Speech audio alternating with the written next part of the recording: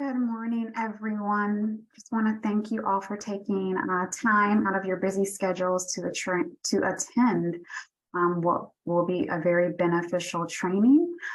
So thank you to the Black Cross for partnering with us on this. And we at Georgia CEAL are excited to get this series launched. Thank you again.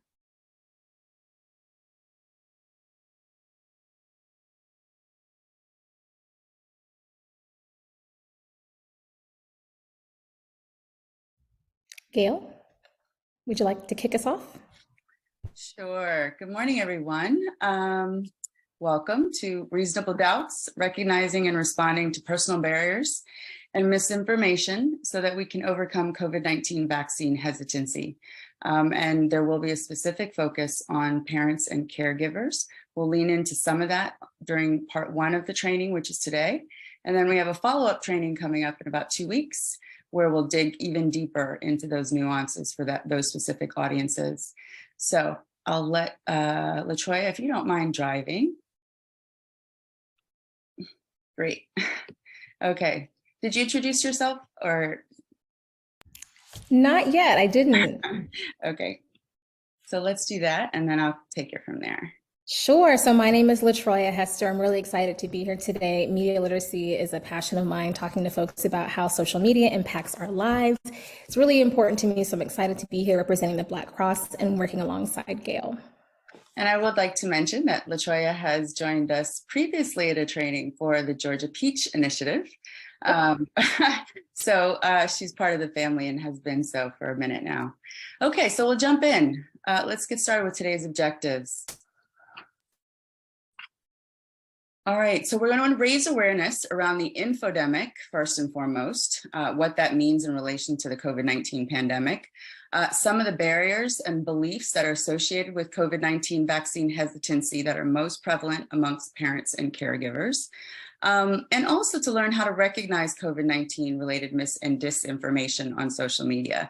And we do make that distinction between mis and disinformation. LaTroya will take you through that a little bit later in the presentation. Okay, but before we dive into the nitty gritty of all of that, I'll give you a little bit of background about the Black Cross, just so you know where we're coming from.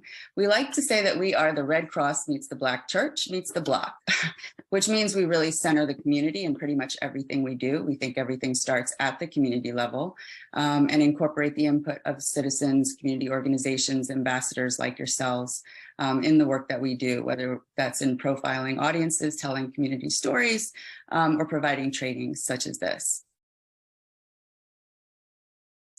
A big part of our approach is around cultural engagement and storytelling.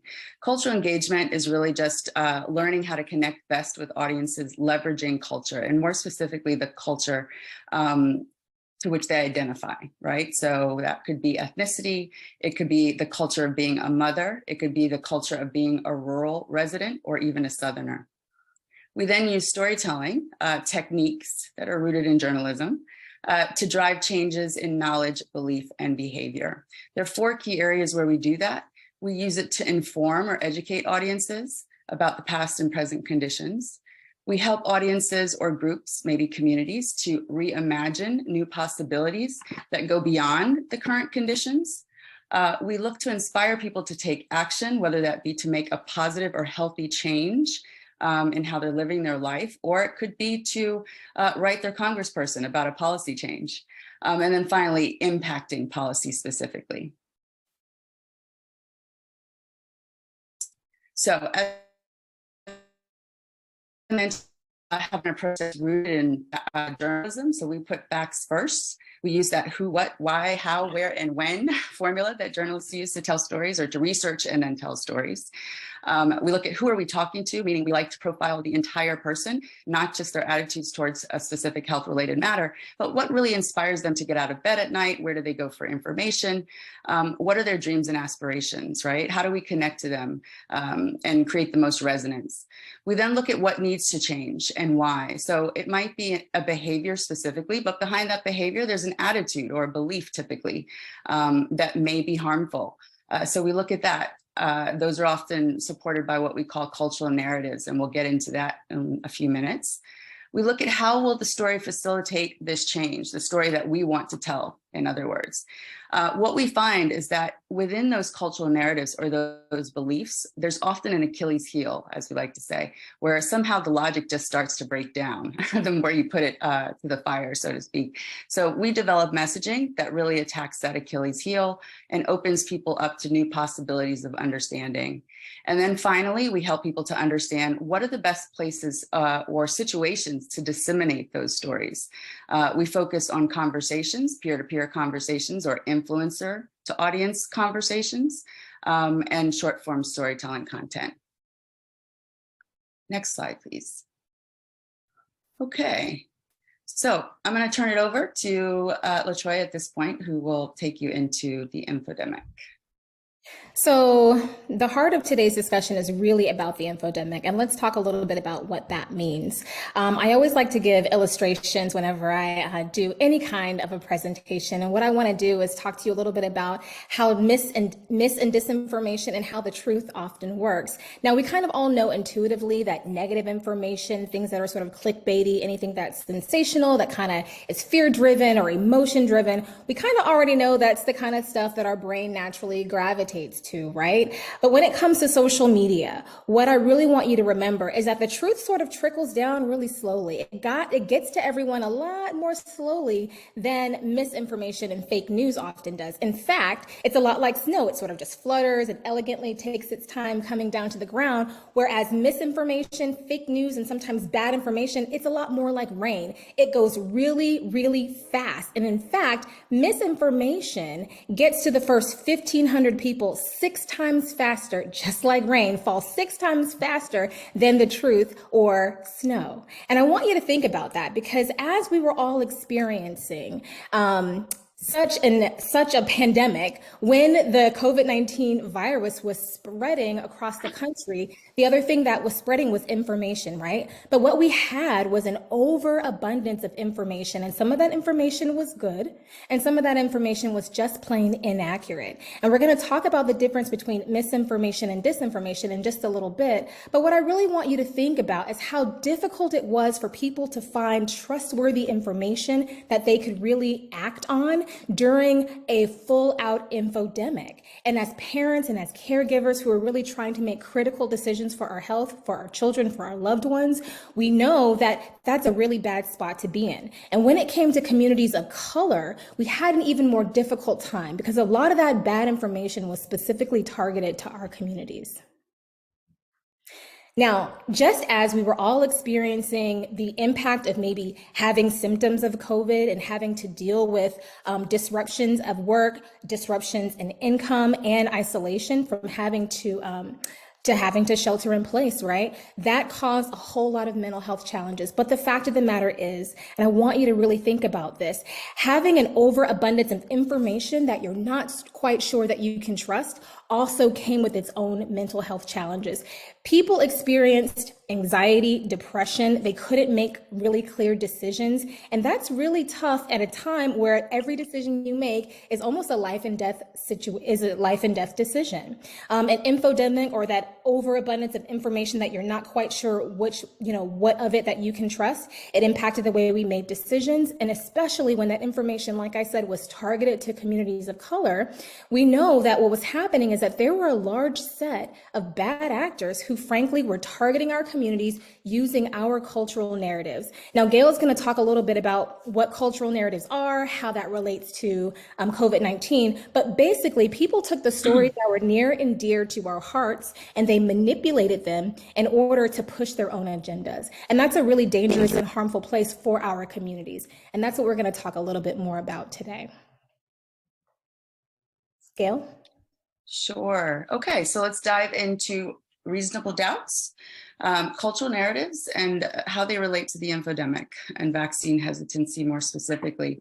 So before we get into cultural narratives, let's start with the narratives, right? Narratives, by its fancy way of saying stories, right? They're the stories that we tell ourselves and each other people, to make sense of the world, right? To help us understand what's going on around us, to justify certain things. Sometimes they're used to help us to avoid certain things as well. Narratives, or cultural narratives, meaning ones that reside within a particular cultural group, can also be spread for social currency. We all know we like to be purveyors of information. Word of mouth is a particularly important channel for people of color.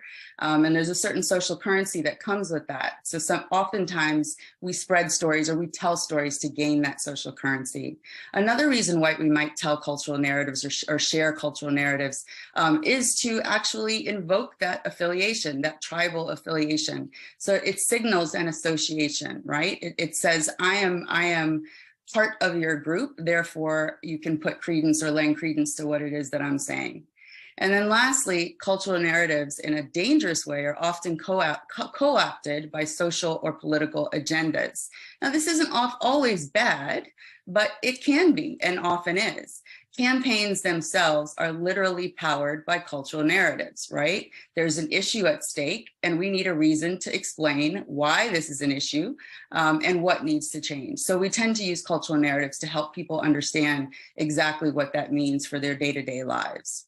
Now, the problem with cultural narratives in the context of the infodemic is that they're often subject to narrative fallacy. What does that mean? It means they get embellished, they get oversimplified, and then they get flat out co-opted to fit a particular social purpose, right? So a good example of this might be, we know that prior to the pandemic, anti-vaccination was a thing, right? A lot of it, there's an entire community of people who are anti-vaxxers. They're against vaccination of pretty much any sort.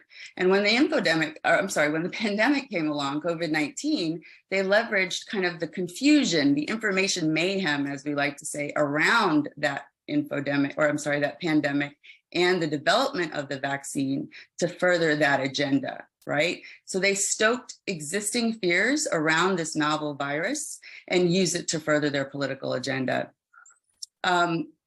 At the end of the day, what we know is that these fallacies, these co-optations, I guess, as you could say, rely on first and foremost, healthy doses of doubt and distrust. So let's get a little bit further into that doubt and distrust. So we've done extensive research around the drivers of doubt and distrust as it relates to COVID-19 vaccine hesitancy. We've also analyzed a ton of research as well from partners such as CEAL. And what we found is that those doubts tend to ladder up to three key areas.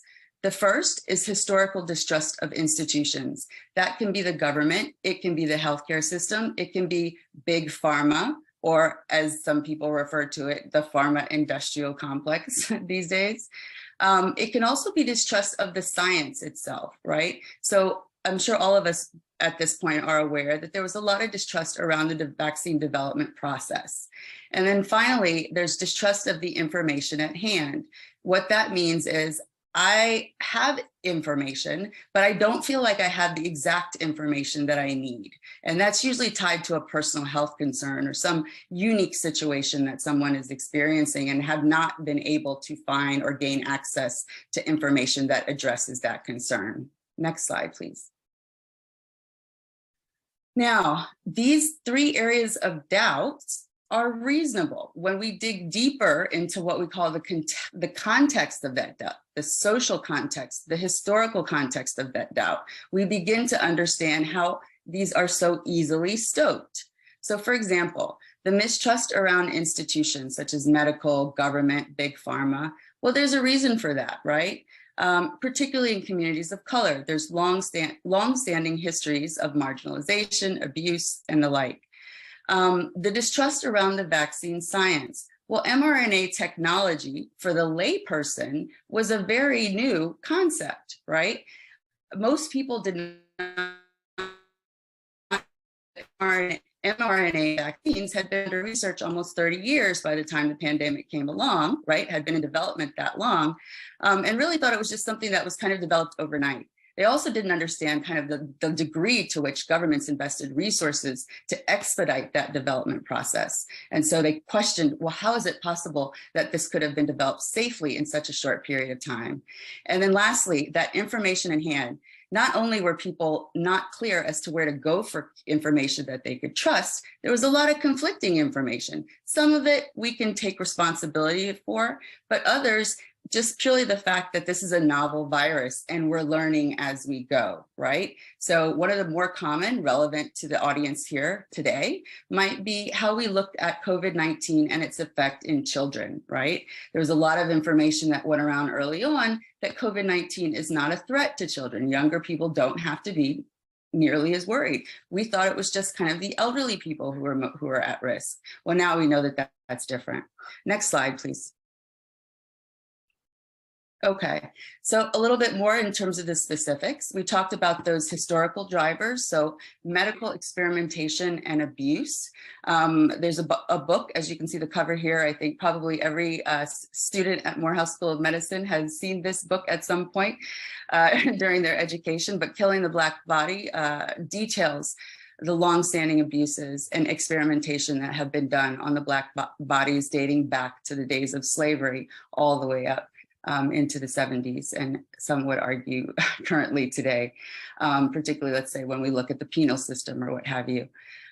There's also the experimentation or the forced sterilization of women of color.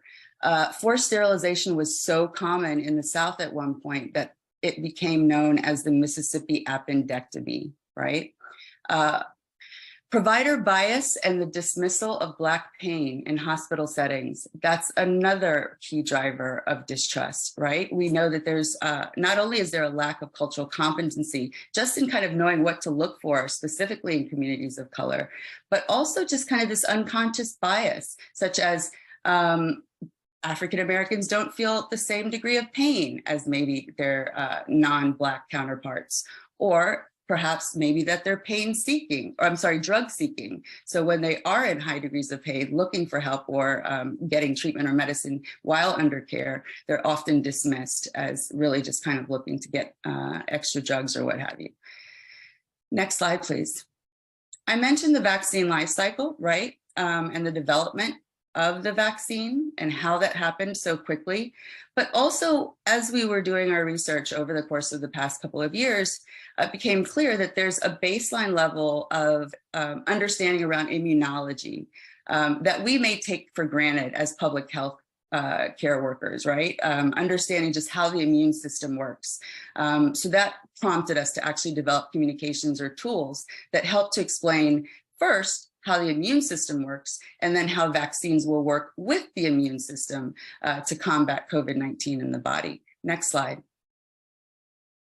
And then lastly, again, reinforcing that inaccessibility of information that's needed, right? So for example, when we look at parents and caregivers, we know that caregivers can come in all shapes and sizes for children, right? So they could be their elderly grandparents, and there's specific concerns around that should be reinforced. But then also foster parents. Oftentimes foster parents don't have a complete medical history of the child underneath their care. So there might be concerns in terms of whether that's a safe alternative for that particular child. Next slide. So one of the ways that we actually do research, we do community-based participatory research in partnership with organizations like Morehouse School of Medicine, but we also do social listening. And so in the course of our work doing social listening, we analyze kind of, I would say, 6 key areas of distrust around the vaccine. What these bar graphs show you are the nuances between ethnic or racial groups. Black is in blue, so African Americans. You can see the degree to which safety or side effects was a concern. Orange represents Latinx, and then green is our Asian community. So that you can really see that for African Americans at the time, now this may have evolved because the research was done probably about a year ago, efficacy probably the greatest driver, right? However, for African Americans, but when you look at Latinx or Hispanic Americans, safety and side effects were more prevalent amongst that group. Next slide.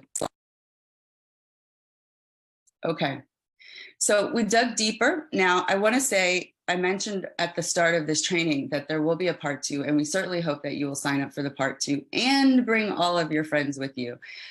We will dive even deeper into nuances as it relates to parents and caregivers, but ones that we know are prevalent amongst that group are related to short and long-term side effects in children, right? And those concerns around side effects are primarily driven to those two areas: distrust of the science. I don't know how the vaccine will affect my child. It takes years to develop. RNA vaccines are not real vaccines. You may have heard a lot of these, but these are some of the things that we're finding are prevalent amongst parents and caregivers. And then finally, that information mayhem that we mentioned just previously or on the previous slide. My child already has a chronic illness. It might be an allergy. It might be something more severe.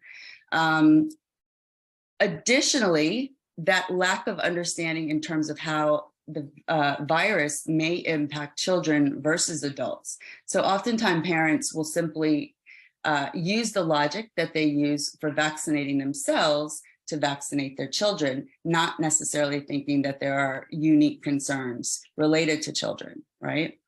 The remnants of that misinformation in terms of children not being at risk is still a factor, something that we have to educate more parents and caregivers and those who influence parents and caregivers about. Children can get COVID which results in serious consequences. And then finally, COVID doesn't spread the same as in children, as in adults. Well, that's not necessarily the case, right? We all know that children can be carriers of the virus without presenting symptoms and can infect elderly people or older parents or what have you, who then can actually get infected with the virus or contract COVID-19 rather. So they can pass the virus without having presenting COVID, right? They can pass the SARS virus, and then parents can actually become or infected and contract COVID-19. Next slide. Another key area that we should be thinking about as it relates to parents and caregivers are expected parents and caregivers, or perhaps future parents and caregivers. Oftentimes people who have one child plan to have another child. So there's a lot of mis and disinformation floating around in terms of the impact of the vaccine on one's ability to have children. And that's on both the male side and the female side. So we wanted to share with you a short video that helps to explain or debunk some of the misinformation around that. So let me see if I can get to, actually. I've got it. Just give me a second here. Okay, no worries, thank you. I forgot that you were presenting. Now we may be going a little fast, but hoping to have just a little bit of time at the end for questions. So if there are any questions that are coming up now as we're presenting, please just enter those into the chat. We can try to address them at the end, and if not, perhaps we can get back to you after. And I also want to point out, just because it did come up in the Q&A, that we are recording this session and it will be available to everyone. All right, can everyone see my screen, this video that's going to play? Do you see that? Yes. We've all heard rumors about the COVID vaccine. It causes erectile dysfunction. It'll make you infertile. It causes pregnancy complications. Easy to understand why you have doubts. So let's talk about it. Unfortunately, forced sterilization was a grim reality for women of color in the US. But numerous laws and ethical guidelines are now in place to protect women of color, so this never happens again. Multiple studies show that COVID-19 vaccination does not affect fertility in either partner for couples trying to conceive. During trials, there were no differences in the number of conceptions or miscarriages between vaccinated and unvaccinated control groups. There is no evidence that the vaccine causes swollen testicles or impotence, no matter what Nikki says. However, studies do show getting COVID may reduce sperm count and increase the risk of erectile dysfunction, reducing the chance of having kids. So, what about pregnancy? There's no link between the vaccine and pregnancy complications. There is, however, a higher risk of severe illness from COVID, and the risk for preterm births is as high as 60%. This risk is disproportionately higher in Black and Hispanic women. With so much misinformation around, it's important to calculate the risk and make choices based on the best evidence available.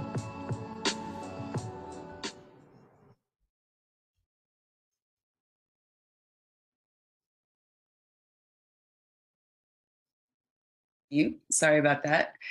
You might have seen the link at the end. That just shows you there's a COVID page at aliveandincolor.com where you can go and view the video and or download the video to post to your site, share amongst people in your organization or what have you. You'll also find additional resources and additional videos specifically that address other concerns around the COVID-19 vaccine.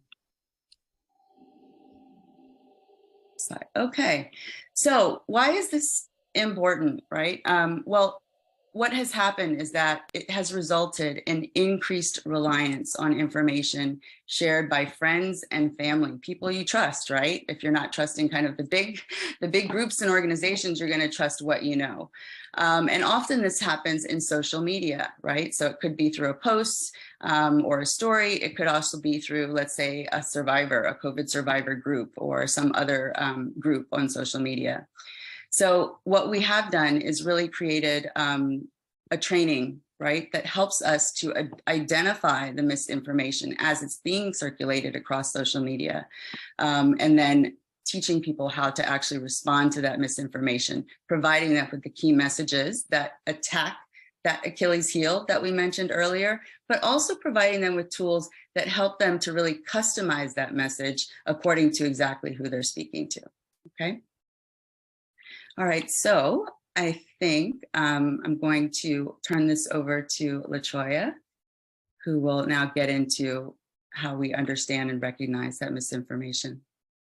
Yep, but before we jump into the piece on misinformation, because that's of course critically important, I wanted to just make one more comment, just to button up your point about access to information. So a lot of times communities have a difficult time accessing information because it isn't easy for them to get to, but a lot of times that information just hasn't been developed yet. And long COVID is a really important example of that. The U.S. administration and public health didn't have a broad and detailed understanding of what the symptoms looked like, if there was credibility when people were saying, okay, I'm dealing with these symptoms over the course of a number of weeks and maybe even months. And so I just wanted to make an announcement to make sure that all of you on the call who are either dealing with long COVID, have friends and family who have dealt with long COVID, just wanted to make you aware that now long COVID is a priority, and it has now been listed under the Americans with Disabilities Act. And that means that if you are dealing with long-term COVID or long haul COVID, chronic COVID, it now has many names, you may be eligible for support, may be eligible for accommodations under this act. I also wanted to put you on notice that there is an initiative called the Recover Initiative, and this is an opportunity for anyone, whether you're living with long COVID, if you had so-called regular COVID, or if you never had COVID, for you to participate in some really key research opportunities as we're trying to understand more about long COVID. If you want more information about it, you can visit recovercovid.org to get involved. And I think what we'll do is, as we talk a little bit later at the end of this session about the resources and tools that we want to make available to you, we'll go ahead and include some information about the Recover Initiative and what's going on with long COVID as a part of the ADA. All right, so let's hop in and talk a little bit more about what mis and disinformation is and how you can begin to spot misinformation on your own social media feed. So what's the difference between mis and disinformation? The first point I want to make is that misinformation, while it can be very harmless, it can be spread by anyone, and oftentimes information that is false or misleading can sometimes be spread unintentionally. A good example of that is what you see with memes. You can see this one right here. It was really popular. It circulated a lot. Of course, you know a meme because it's got a catchy phrase. It's usually funny. A lot of times we share this information almost carelessly because we just think it's funny. We haven't looked into it. Sometimes this kind of content can be spread really fast because everyone is just looking for a quick laugh. But what this kind of content often does, even though it's not intentional, is that it may sow doubt in issues that are actually really credible. And so we want to be very careful when we're seeing memes and we're passing them along sort of willy-nilly, because that kind of content spreads really fast and can lead to the spread of misinformation. Another example of misinformation is just when you see charts and graphs that have been taken out of context and they don't tell the whole story. A lot of times this kind of misinformation is actually done on purpose. So we want to keep our eyes really, really aware of graphs and diagrams that look official, but may not give the whole story. They're pulling out and piecemealing. Another example is malicious clipping. Now, we all have to be aware that it is really easy these days to edit both photographs and videos to make them look like they're saying one thing when they're not. A lot of times this is done by bad actors with really terrible agendas, and we want to make sure that we're astute when it comes to fact checking and making sure, or just knowing that not everything that you see on social media because it looks like an official image or video is accurate. All right, we talked a little bit about how sometimes data can be presented in a way that looks real, but is not. And so cherry-picked statistics is another example of that. A lot of times we have actual credible data, but when you're taking a broad survey and you take it out of context, you're just cherry-picking information, that can be really, really dangerous. And so we always want you to be aware that people often will cherry-pick stats, and then that leads to the perpetuation of misinformation. And that's usually also done by bad actors. So when we're talking about misinformation, we're talking about folks who may be doing this without ill intention, but disinformation is done on purpose. So when you're seeing those cherry-picked statistics, or when you're seeing deceptive websites where everything on that website is pretty much fake news, or misleading information, these are usually done by bad actors, and that's when we know it's really disinformation. Another example of that is what you see here on the screen is taking quotes out of context. If you're taking the end of the sentence out or the beginning of a quote out and you're putting it in a whole different context so that it means something that it was never meant to mean, this is often done by people who are spreading disinformation and they don't want you to know the truth, or they have a very specific agenda, right? And so we just want to be aware that not everyone has positive intentions toward us. And as parents and caregivers, we want to be able to do our own research. We want to be able to find that credible information. People often say, oh, go do your own research. But I guess the first step is for us to recognize what misinformation and disinformation can look like. But we also have to be aware that it's not always as easy as it sounds to get your own information. A lot of times we're living in what we call a filter bubble, and we'll talk about that in a second. But if you're aware that social media algorithms are really just feeding you content based on what they think you will want to see, then you'll be more conscious of the fact that everything you're seeing on your social media feed has truly been curated.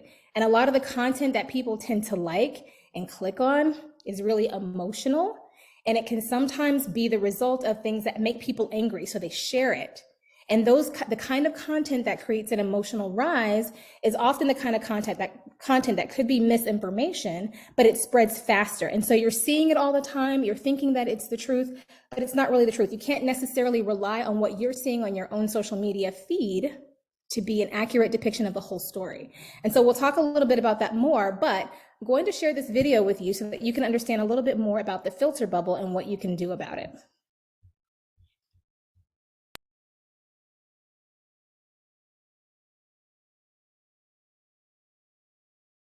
Echo fears Hang on, and let's heighten see. anxiety.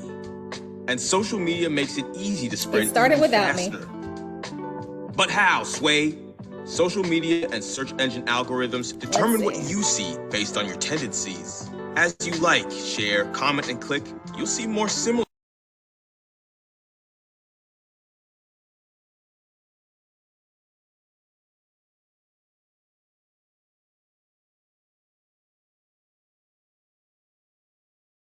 I want to make just, while LaToya's re-queuing that video, we actually did test this ahead of the training, so things happen.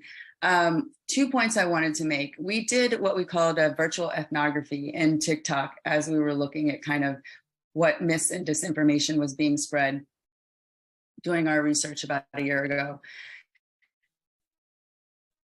It took me about 48 hours to train my TikTok algorithm to feed me primarily anti-vax messaging and content. That means that after those 48 hours of me kind of seeking out that type of content, that pretty much took over my feed.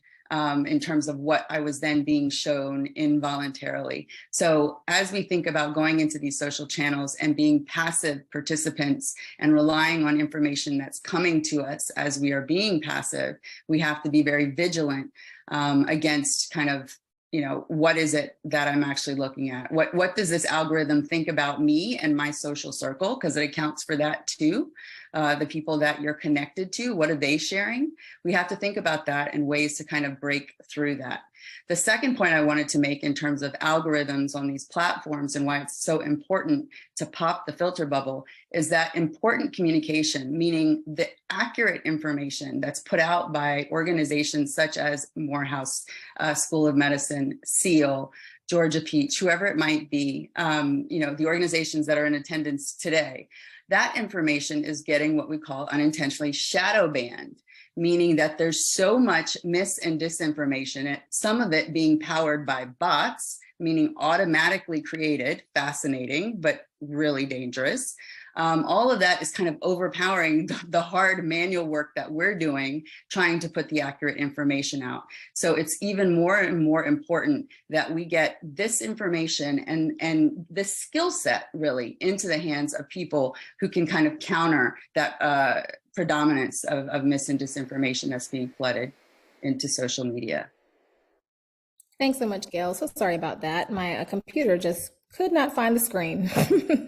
Let's try that again. Do your own research. Easy to say, harder to do. During COVID-19, we've been inundated with misinformation. Often, it's intentionally spread to push an ulterior agenda. This is disinformation, and it's causing an infodemic. Mis and disinformation play to emotions, echo fears, and heighten anxiety. And social media makes it easy to spread even faster. But how, Sway? Social media and search engine algorithms determine what you see based on your tendencies. As you like, share, comment, and click, you'll see more similar content and less info that counters it.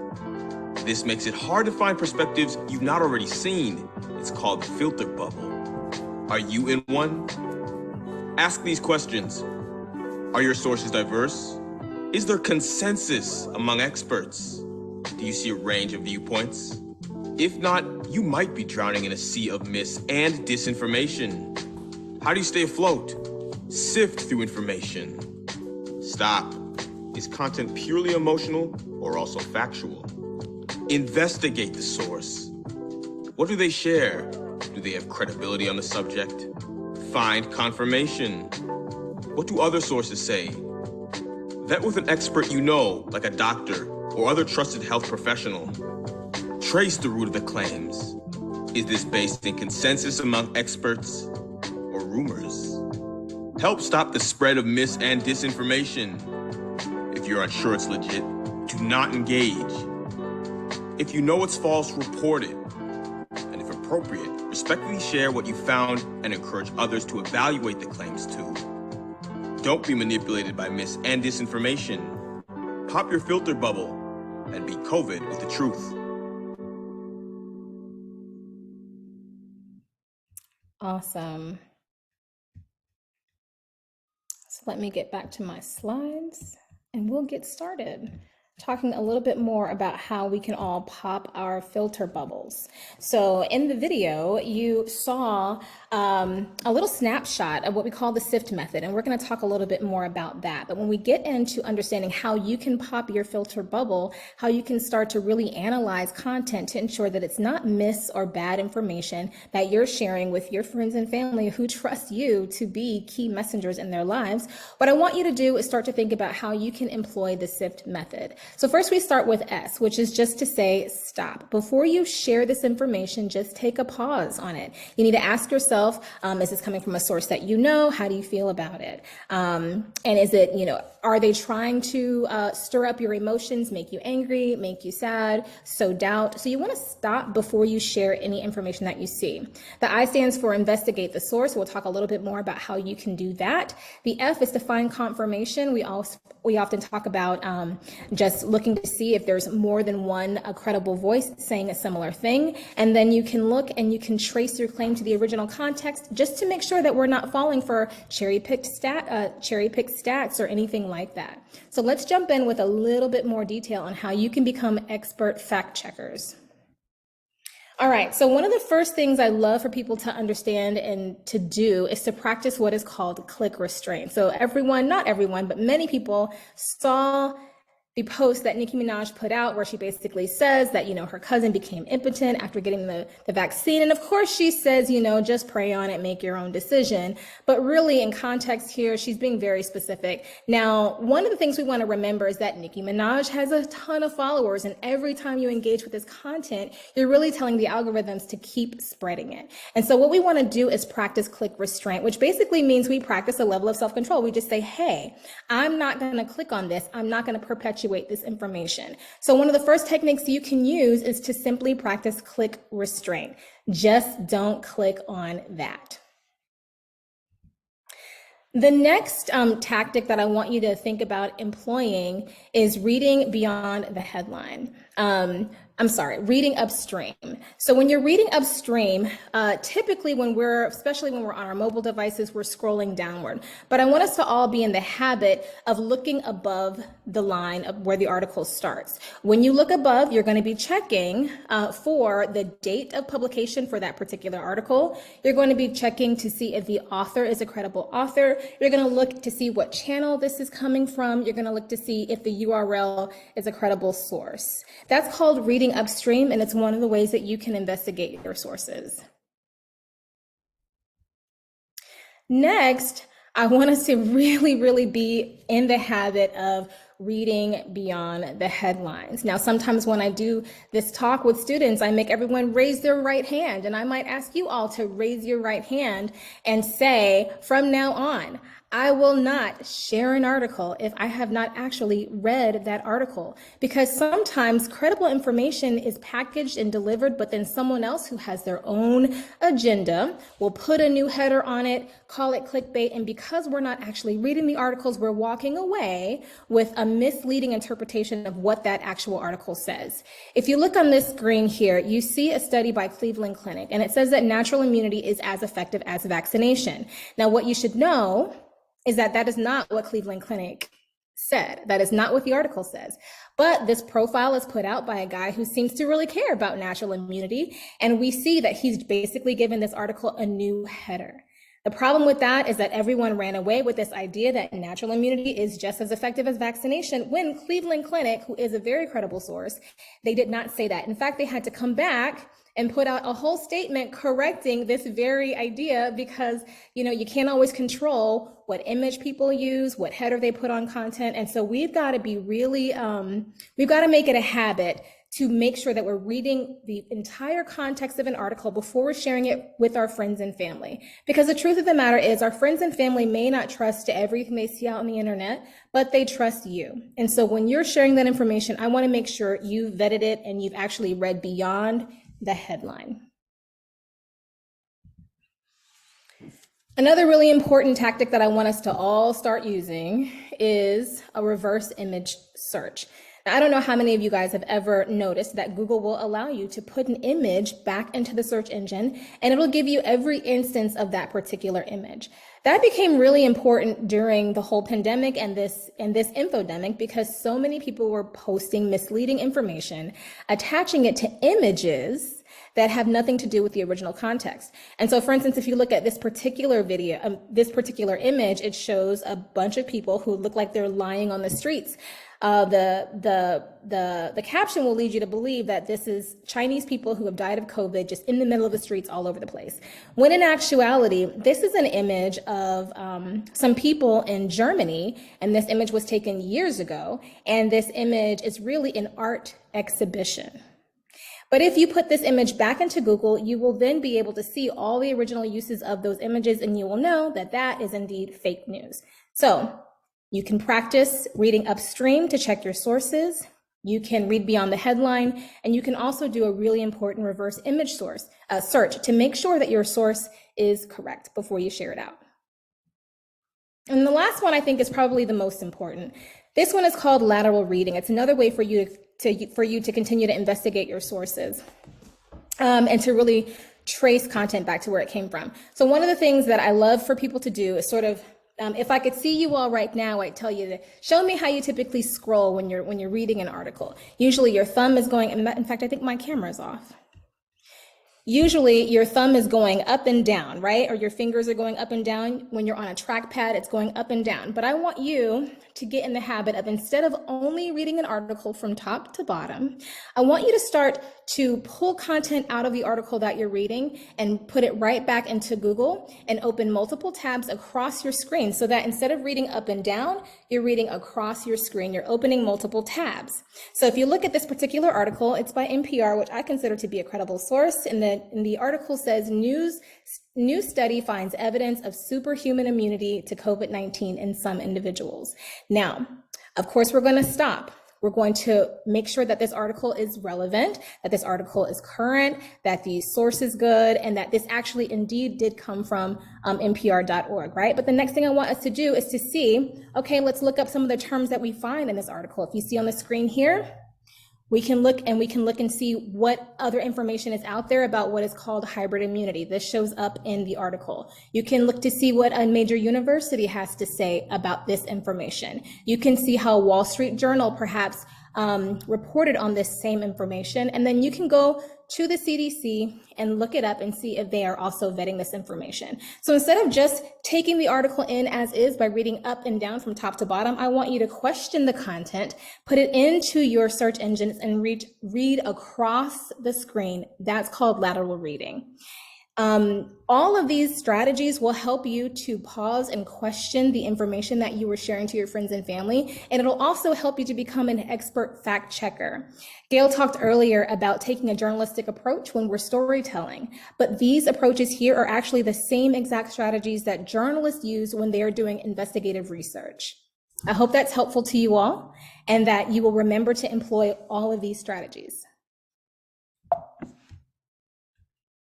Gail, what's up next? Sure. Excuse me. Sure. So just wanted to give you a peek under the tent in terms of what we'll be covering in the next training. Next slide, please. Okay, so as far as the topics, what we'll cover, we'll go deeper into audience profiling. So that whole person, what are the attributes that we actually look at? Why are those attributes important? And how do we leverage those attributes when we're creating conversations or content to address vaccine hesitancy? We'll look deeper into what the prevalent anti-vaccine narratives are and the specific barriers that are attached to those narratives. For example, there's an example of a cultural narrative might be the big push, right? Which was all about the government being in cahoots with big pharma to make money around the vaccine, right? Not totally disregarding the tons and tons of money that was spent to actually develop the vaccine, right? So we'll look at that, and then we'll look at kind of the common specific barriers that people will then follow up with when you push them in terms of vaccination, right? And then, of course, the key messages that we'll give to you to respond to those barriers. We'll look more specifically at parents and caregivers.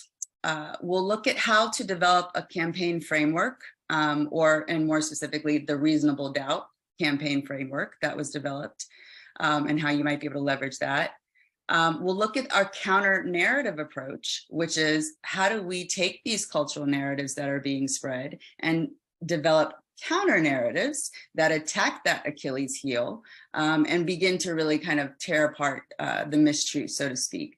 Sometimes our goal in the first point of contact with someone who is anti-vax might be just to get them to ask a question, right? To start to reconsider what it is that they believe is the common knowledge or the belief that they want to hold. And then finally, we'll talk about the platforms themselves. So we'll go into how to use, let's say, a TikTok differently from a Facebook, and some of the key best practices that you should employ when using those platforms to connect with your audiences. Next slide. We'll also be supplying a toolkit. And so that's so that after the training, in case you don't retain everything that was said, we'll give you even more information. But what was presented in the training and additional tools to create content or a full campaign. So let's say your organization wants to launch a 3-month campaign around vaccination for parents and caregivers. We'll give you all kind of the tricks of the trade and tools that you'll need to do that. So that will include the audience profile for parents and caregivers, which will highlight kind of themes that you can dig into for messaging, positioning, right? How do I, position vaccination to this specific parent? The hesitancy matrix, which is an index of kind of our master list of barriers and the narratives that they're attached to. There are quite a few. We've been tracking them and compiling them from many sources. It includes the narrative, the barrier, as well as the core message that you would use to respond to that. You would then take what we call a key to nuance that message to, let's say, speak to a caregiver, let's say, versus, I don't know, an at-risk youth, perhaps. We'll provide sample posts for reference to show you how all of that came together as a post in social media. And then we'll provide templates so that you can create your own content in case you don't have, let's say, the design services or what have you readily at your disposal. So May 21st, nope, March 21st, I think, is the date of March 21st. Yeah, March 21st is the date of the next training. So we'll fix that before we disseminate this deck.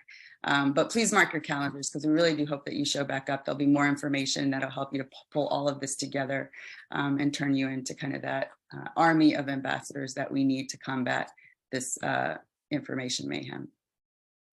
And just to make sure that everyone got the message, drop into the chat when the next training is going to be. It's March 21st. Let's let everybody drop it in so it sticks to your head. So I know that you got it. March awesome. 21st. Thank you, all right, yeah, Catherine. Great. Oh, thank you for that affirmation. We really appreciate that. I think we may have, well, let me consult Brittany. She's the boss. Do we have time for maybe 1 or 2 questions, or what do you think? 1 question, if there are any? I think we have time to take as many as we can. Okay, awesome.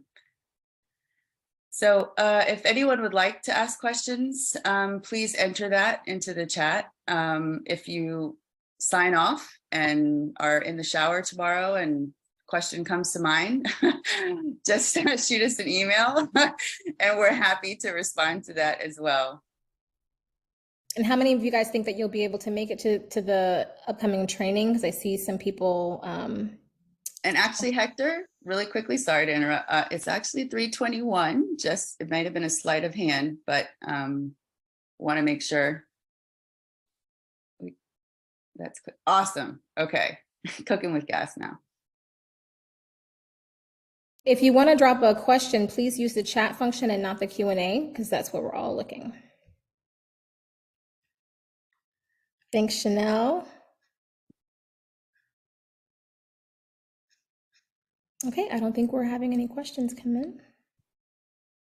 We will be sending an invitation out. I will copy your email, Christina, to make sure that you get it directly.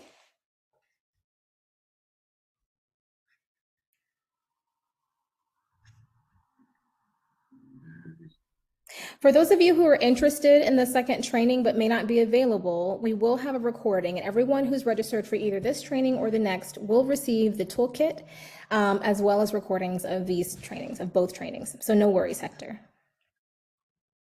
And if you're interested in any of the videos, remember you can find those on the site.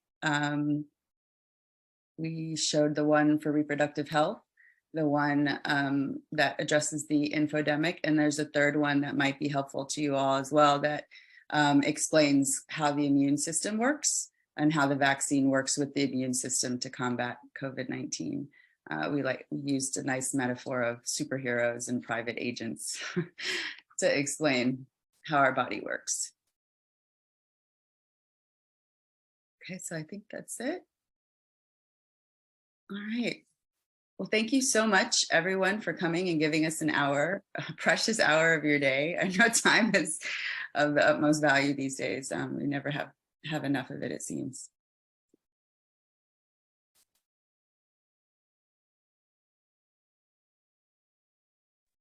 All right. My email is at the bottom of the slide. Please feel free to reach out, like I said, with any additional questions or concerns, anything we, any additional information we might be able to provide to help you in your efforts of vaccine ambassadorship. Thank you all so much and have a wonderful lunch hour. Take care.